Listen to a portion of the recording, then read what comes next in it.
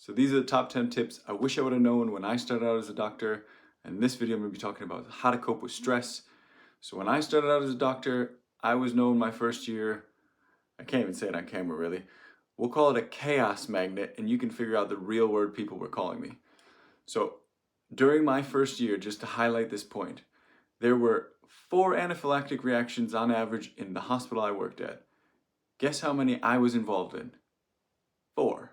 And the last one, to highlight the point, I got there super fast because I was on the top floor of the hospital. I was running with my long legs, and I was there about a minute and a half before everyone else got there.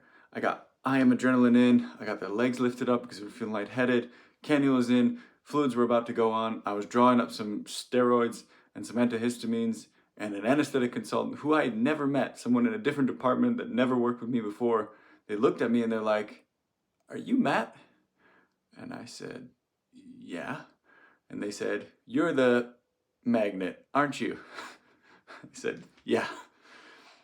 Point was that it took me a while to realize this, probably 4-5 months into my training, that stress was making me better for the next patient I saw.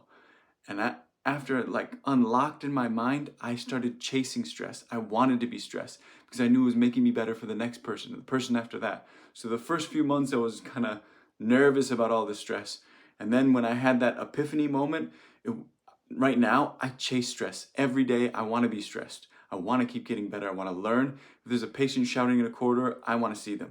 Because I want to see how quickly I can get them on my side because they're distressed. If there's a case that no one can figure out, I want to take it on because I want to know if I can figure it out.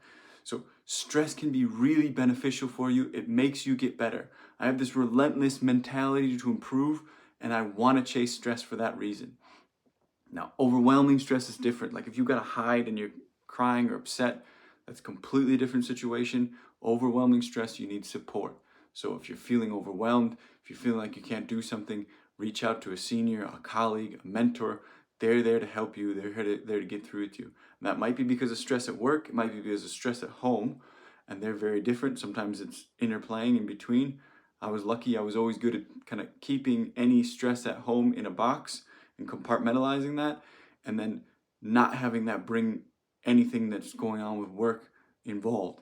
So I was good at balancing the two. But if you're not, and not many people are, then you need to ask for support. You need help. But if you're like me and you get this unlock earlier on than it took me 3-4 months, then you can exponentially get better. That's what I did. Hope it helps you too.